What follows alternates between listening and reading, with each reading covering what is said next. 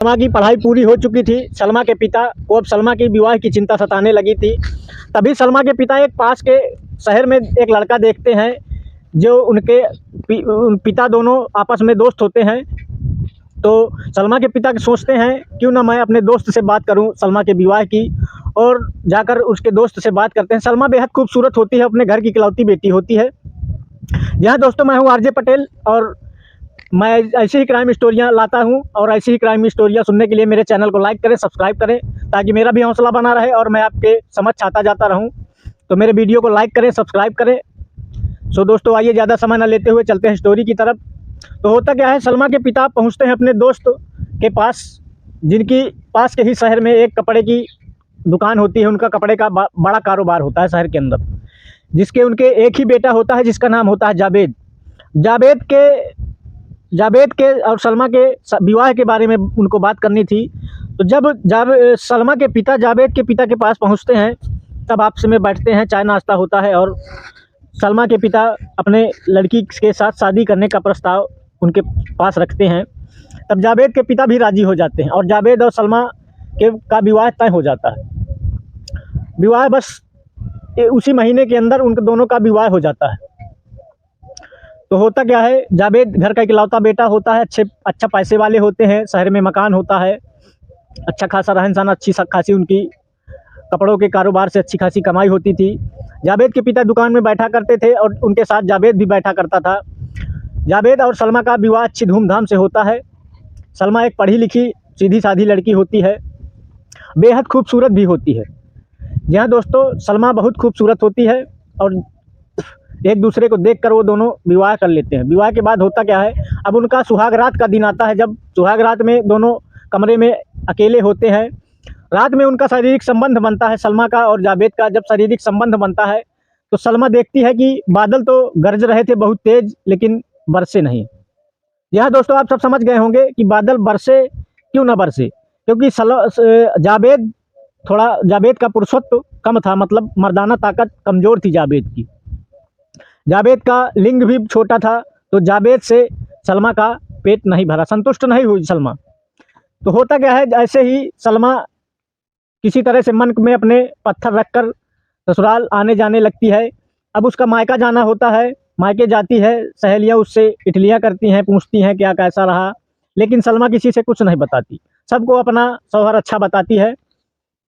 इसी तरह आना जाना होता रहता है। होता क्या है, कुछ दिन के बाद सलमा अब काफ़ी दिन के लिए रुक गई थी अपने ससुराल में। ऐसे ही चलता रहता है, रोज़ बादल गरजते, लेकिन इसी तरह बरस नहीं पाते। सलमा की जवानी बेहद प्यासी तरसती रहती। अब सलमा एकांत घर में रहा करती। सलमा की सास भी नहीं थी, सास ख़त्म हो चुकी थी। जावेद और उसके पिता दुकान चले जाते। अब सलमा अकेली, किसी को जानती भी नहीं थी, अकेली ही घर में घुसी रहा करती, अपना घर का काम करती, खाना वाना बना देती, इसके बाद अपना घर में ही पड़े रहना उसका काम था। सलमा का जी उबाया था। तभी होता क्या है, एक सलमा और जावेद का जहाँ घर होता है जिस शहर में, वहीं पास में एक मस्जिद होती है, जिस मस्जिद में एक मौलाना आते हैं। और मौलाना आते हैं तो सलमा के ससुर से मौलाना की अच्छी खासी दोस्ती हो जाती है। वो मौलाना झाड़ फूँक किया करते थे, लोगों को दवा देते थे, अंग्रेजी दवा पीस कर राख में मिलाकर वो खिलाते थे। उनका ढोंग का बिजनेस अच्छा खासा चल रहा था, और उनके बिजनेस के कारण सलमा के ससुर की जो कपड़े की दुकान थी वो भी अच्छी खासी उसकी चलने की स्पीड और पकड़ ली थी। उनका कारोबार और बढ़ता चला जा रहा था उन मौलानाओं की वजह से। तो होता क्या है, मौलाना वहीं पास के एक कमरा लेते हैं और वहीं रहने लगते हैं मस्जिद के पास। सलमा का भी घर वहीं नज़दीक ही होता है। वो सलमा का ही घर होता है, सलमा और जावेद का ही घर होता है, जो घर से जुड़ा होता है, और बगल में मौलाना को रख दिया जाता है। उनके ससुर से अच्छी खासी दोस्ती हो जाती है मौलाना से, तो उनको अपने ही घर के सामने वाली दुकान उनको एक ठो दे देते हैं। और उनका जो शहर में दुकान होती है वो भी उन्हीं का मकान होता है, लेकिन वो घर में ही रख देते हैं मौलाना साहब को। मौलाना को रहते रहते करीब 2-3 महीने गुजर जाते हैं, लेकिन अभी भी सलमा ने नहीं मौलाना को देखा था कि मौलाना किस तरह के हैं और क्या है, क्या चीज़ है। बस नाम सुना करती थी कि हमारे नीचे वाले खंड में एक मौलाना रहते हैं जो बहुत अच्छी दवा देते हैं, जो अच्छे अच्छे दूर से आदमी आते हैं उनका ठीक कर देते हैं, जिनके बच्चा नहीं होता उनके बच्चा हो जाता है उनकी दवा से। सलमा अक्सर सुना करती थी, लेकिन उसने कभी मौलाना को देखा नहीं था। एक दिन होता क्या है, मौलाना अचानक से, जब सलमा के ससुर और जावेद दोनों दुकान चले जाते हैं, तो ये सलमा के घर का दरवाज़ा खटखटाता है मौलाना। जब मौलाना दरवाज़ा खटखटाता है तो सलमा पूछती है कौन, तो बताता है कि मैं मौलाना, और वो कहता है कि बेटा मुझको एक बाल्टी पानी दे दो, क्योंकि आज पानी आया नहीं है और मेरे पीने के लिए पानी नहीं है। सलमा अपने ऊपर वाले खंड से पानी पानी लेकर उतरती है, और जैसे ही गेट खोलती है तो मौलाना जैसे ही देखता है कि एक खूबसूरत औरत, मौलाना उसकी सलमा की खूबसूरती देखकर दंग रह जाता है, उसको पानी की याद भूल जाती है, एकटक देखने लगता है सलमा को। उसकी जवानी देखकर मौलाना बिल्कुल पागल पड़ जाता है। मौलाना जब देखता है कि एक गोरी चिट्टी लड़की और झील सी नीली आंखें, गोरा बदन, देखकर मौलाना पागल हो जाता है। और मौलाना को जब सलमा झिझकोरती है कि मौलाना जी अपना पानी लीजिए, तब मौलाना पानी लेकर चुपचाप वापस आ जाता है। लेकिन सलमा को भी मौलाना को देखकर अट्रैक्शन पैदा हो जाता है। सलमा भी अंदर अंदर, क्योंकि कुशक्ति रहती, क्योंकि जावेद की मर्दाना ताकत बहुत कमज़ोर थी, उनके बच्चा भी नहीं हो रहा था। तो एक दिन ससुर साहब आते हैं घर और कहते हैं कि बेटा सलमा, तुम मौलाना साहब से दवा क्यों नहीं ले लेती हो, ताकि हमारे भी एक नन्हा मुन्ना बच्चा हो, क्योंकि मुझे भी अपने नाती पोता खिलाने का मन करता है। तब सलमा कुछ कह के टाल देती है, क्योंकि सलमा तो जानती है कि आपका बेटा नपुंसक है, जावेद नपुंसक था। तो हंसकर टाल देती है और कहती है फिर किसी दिन पिताजी इस बारे में बात करेंगे, अभी मेरी तबीयत सही नहीं है।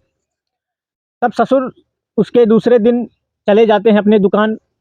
अब मौलाना के माइंड में ये बात खटकने लगती है, खूबसूरती बार बार उसकी आंखों के सामने सलमा ही दिखती। मौलाना जवान था, लेकिन दाढ़ी रखाए रहता था मौलाना, और दाढ़ी बाल उसके बड़े थे, लेकिन वो जवान था। होता क्या है, किसी न किसी बहाने से मौलाना सोचता था कि मैं अब दोबारा घर जाऊं। फिर वो एक दिन, एक हफ्ता हो जाता है, एक हफ्ते तक नहीं जाता, फिर एक दिन जाता है और सलमा से फिर से पानी मांगता है, और सलमा फिर से पानी देती है। इसी बहाने वो अक्सर आने जाने लगा। एक दिन होता क्या है कि सलमा को पानी के बहाने उसके हाथ टच करता है। तो लड़कियों में इतनी शक्ति होती है कि किसी के टच से वो समझ जाती हैं कि ये मुझसे क्या चाहता है। किसी को एक नज़र से देख लें तो वो समझ जाती हैं कि इसकी कामना क्या है मेरे प्रति। तब सलमा समझ जाती है कि ये मौलाना मुझे अपना बनाना चाहता है। फिर जब वो हाथ टच कर देता है, तब सलमा भी अंदर, उस सलमा की भी जवानी जाग उठती है, और सलमा और मौलाना दोनों लिपट जाते हैं। जब लिपट जाते हैं तो जवानी की सांसें बहुत तेज़ हो जाती हैं, और दोनों तब तक चूमते चाटते हैं एक दूसरे को। आज सलमा को लग रहा था कि मुझे कोई मर्द मिला है, लेकिन थोड़ी ही देर बाद दोनों एक दूसरे को छोड़ते हैं और चुपचाप चले जाते हैं। उनको लगता है कि आज का सही वक्त नहीं है। अब दोनों की प्रेम कहानी बढ़ने लगती है धीरे धीरे। होता क्या है, एक दिन जब पर डे उनके माँ बाप तो चले ही जाया करते थे, जावेद, उसका पति भी चला जाता था, और उसके पिता भी चले जाते थे दुकान, क्योंकि उनकी दुकान का बिजनेस था। तो वो सुबह निकल ही जाया करते थे खाना लेकर और खा पी कर। तब उस एक दिन मौलाना दिमाग लगाता है कि अब इस तरह में काम नहीं चलेगा। तो मौलाना ससुर साहब के सलमा के ससुर के पास जाता है रात को, और कहता है भाई साहब, अब मैं कितने दिन आपके यहाँ रहा हूँ और आपका मैंने खाया पिया, मुझे अच्छा नहीं लग रहा। क्यों ना मैं आपको अपना अपने खाने पीने का खर्च मैं खुद वहन करूं, क्यों मैं आपसे आपका बोझ बना रहूं। तब सलमा के पिता कहते हैं कि देखिए मौलाना साहब, आपको अगर मेरे साथ रहना है, मेरे पास रहना है, तो खाने पीने का आपको कोई लोड नहीं है, आपको नहीं उठाना, कुछ खाना पीना हम ही देंगे। लेकिन दोस्ती के नाते, मौलाना कहता है कि दोस्ती के नाते अगर खाना तुम दे रहे हो मुझे, तो मैं हर रोज़ के खाने की सब्ज़ी तो मैं लाता ही रहूँगा, क्योंकि मैं भी अच्छा खासा कमाता हूँ। तब जावेद के पिता राज़ी हो जाते हैं कि ठीक है, आपका जैसा मन हो, जो खर्च में आप हाथ बटाना चाहते हैं तो बटा लीजिए, कोई बात नहीं है, लेकिन आप यहाँ छोड़कर कहीं और न जाइएगा। क्योंकि जावेद के पिता का बिजनेस उस मौलाना की वजह से अच्छा खासा चल भी रहा था, इसलिए वो सोचते थे कि अगर ये मौलाना चला गया तो हमारा उनके मौलाना के ज़रिए से उनका प्रचार भी होता था। ये होता था कि इनकी दुकान में, इनके घर में जब दुकान में ग्राहक जाते थे तो ये होता कि वहीं से वो जागरूक करते थे कि हमारे पास एक मौलाना साहब हैं, उनसे दवा लीजिए आपको बच्चा हो जाएगा। वहीं से प्रचार प्रसार भी होता था। तब मौलाना जो चाहता था उसको, वो घर के अंदर प्रवेश चाहता था मौलाना। अब होता क्या है, मौलाना का भोजन वहीं बनने लगा, जावेद और ससुर के साथ, सलमा के साथ में ही खाता जावेद के और ससुर के साथ। अब मौलाना का बहुत अच्छा मौका रहता है, मौलाना जब दोनों लोग चले जाते तब घर जाता। अब दोनों बिना डर के, मौलाना और सलमा दोनों बिना डर के अपनी जवानी की प्यास बुझाते। और जैसे ही सलमा और मौलाना का मिलन होता तो सलमा भी स्वर्ग सा महसूस करती, क्योंकि उसको किसी मर्द से पाला पड़ा था। मौलाना अच्छा हट्ठा कट्ठा था और जवान भी था, उसमें मर्दाना ताकत भी बेपावर थी, और दोनों के शारीरिक संबंध बनते चले गए। बहुत दिन गुजर गए, करीब 2 साल गुजर गए इसी तरह होते हुए। सलमा एक दिन प्रेग्नेंट हो गई।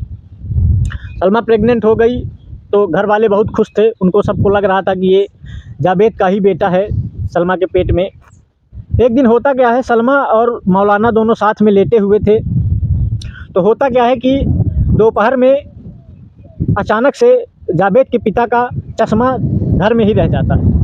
तब किसी न तरह वो दोपहर तक अपना काम चला लेते हैं, फिर सोचते हैं कि क्यों ना मैं चश्मा ले आऊँ, हिसाब किताब में अगर फेरी हो गई तो गड़बड़ हो जाएगी। तो जावेद के पिता अचानक से दोपहर में घर में चश्मा लेने आते हैं, और जैसे ही घर के अंदर प्रवेश करते हैं तो देखते हैं कि बहू और मौलाना दोनों साथ में नंगे बदन लिपटे पड़े हुए थे। जब ऐसा देखते हैं ससुर तो उनके पैरों तले ज़मीन खसक जाती है और वो चुपचाप दबे पाँव वापस हो जाते हैं।